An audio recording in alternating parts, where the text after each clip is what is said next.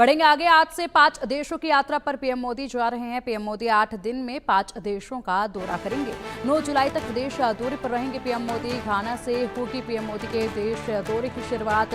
Brazil में होने वाले ब्रिक्स सम्मेलन में भी शामिल होंगे पीएम मोदी। 5 से 8 जुलाई तक ब्राजील में रहेंगे पीएम मोदी और 5 से 8 जुलाई तक ब्राजील में रहेंगे पीएम मोदी। इसी के साथ 5 देशों की यात्रा 8 दिन में की जाएगी। महत्वपूर्ण संदेश के साथ पहुंचा जाएगा। इसी के साथ यहां पर तमाम इन कंट्रीज में जाकर भारत की छवि को मजबूत करने की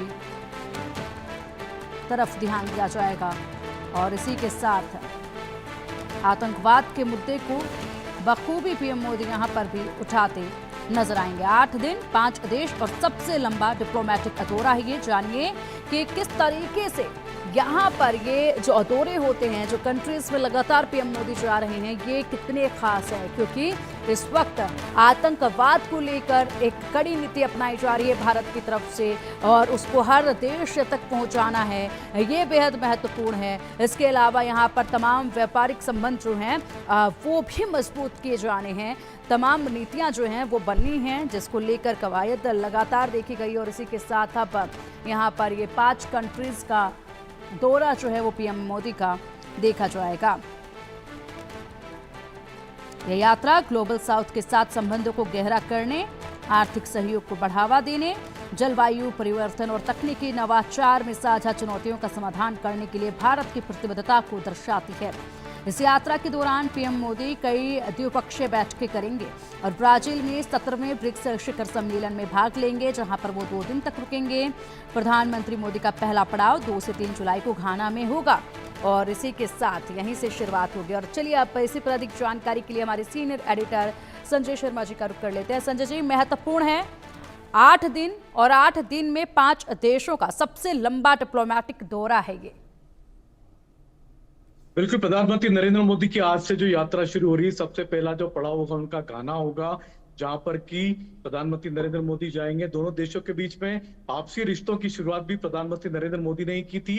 इन रिश्तों को मजबूती देने का काम भी नरेंद्र मोदी करेंगे। साथ ही साथ ब्रिक्स देशों का सम्मेलन है, तो ब्रिक्स देशों के सम्मेलन में भारत के प्रधानमंत्री भाग लेने जा रहे हैं और ये भी कहा जा रहा है कि अगला जो ब्रिक्स सम्मेलन होगा वो भारत में हो सकता। तो ये बहुत बड़ी उपलब्धि होगी, क्योंकि ये जो ब्रिक्स सम्मेलन जिसमें प्रधानमंत्री नरेंद्र मोदी भाग लेंगे, तो अगले ब्रिक्स सम्मेलन की मेजबानी हो सकती है, हो सकता है कि भारत को मिलने जा रही है।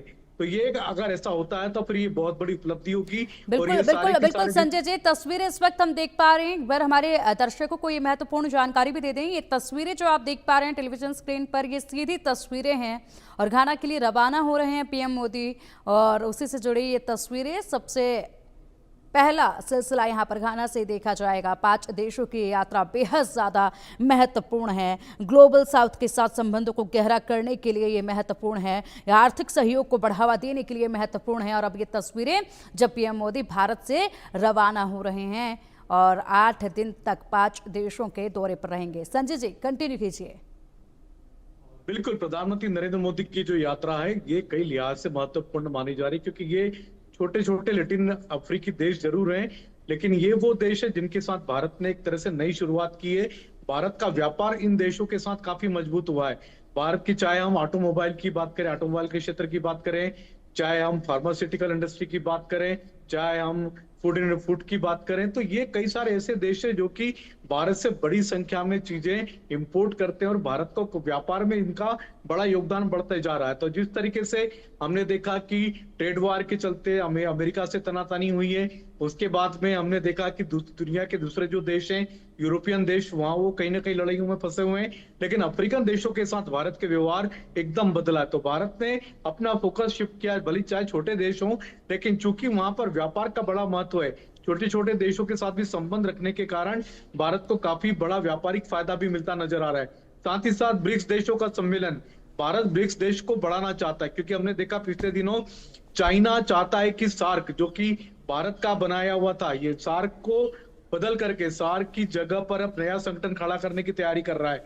चाइना और पाकिस्तान मिलकर के इस पर काम कर रहे हैं। तो अंतर्राष्ट्रीय राजनीति में प्रधानमंत्री नरेंद्र मोदी अपनी खासी अहमियत रखते हैं, महत्वपूर्ण दबदबा रखते हैं। तो प्रधानमंत्री नरेंद्र मोदी भी अब ब्रिक्स को बड़ा बनाने में लगे हुए। तो ब्रिक्स देशों का सम्मेलन, प्रधानमंत्री नरेंद्र मोदी इस पे शामिल हो रहे हैं और हो सकता है कि अगला ब्रिक्स का सम्मेलन भारत में हो। बिल्कुल, इसके लिए इसी के साथ अगर बात की जाए तो तमाम इन कंट्रीज के लिए एक प्रमुख एजेंडा जो यहाँ से पीएम मोदी तय कर जा रहे हैं, वो एजेंडा क्या होगा जो प्रमुखता के साथ इन तमाम कंट्रीज में रखा जाएगा, द्विपक्षीय बैठकें जब होंगी उनमें रखा जाएगा? देखिए, द्विपक्षीय बातचीत है। सबसे बड़ी बात कि दोनों देशों के बायलैटरल रिलेशन पे बात होगी, साथ ही साथ व्यापारिक संबंधों को मजबूती मिलेगी।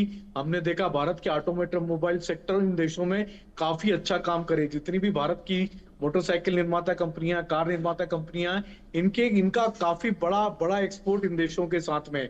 साथ ही साथ फार्मास्यूटिकल इंडस्ट्री, हमने कोविड के समय में भी देखा था, तो भारत के प्रधानमंत्री नरेंद्र मोदी ने इन देशों को, इनमें से कई देशों को फ्री कोविड वैक्सीन मुहैया कराए थे। तो इन देशों के साथ हम भारत के संबंध बनाने में प्रधानमंत्री नरेंद्र मोदी की बड़ी भूमिका रही है, बड़ा रोल रहा है उनका। और उसी को देखते हुए अफ्रीकन देश भारत से लगातार सीधे जुड़ते गए, उनके साथ, भारत के साथ इनके संबंध मजबूत बनते जा रहे हैं। तो भारत एक तरह से आप देख सकते हैं, सिर्फ केवल क्षेत्रीय ताकत नहीं बची है, सिर्फ दक्षिण एशियाई देशों में ताकत नहीं रखता है, तो भारत की एक तरह से आप कह सकते हैं कि ग्लोबल ताकत उभर करके सामने आई है प्रधानमंत्री नरेंद्र मोदी के नेतृत्व में। बिल्कुल, और फिलहाल देखना होगा क्या कुछ महत्वपूर्ण एक बड़ा संदेश जो है पूरी दुनिया को जाता है इस यात्रा से, ये भी देखना होगा। बहुत शुक्रिया आपका इन तमाम जानकारियों के लिए, और इसी के साथ तस्वीरें भी खासी सामने देखी गई।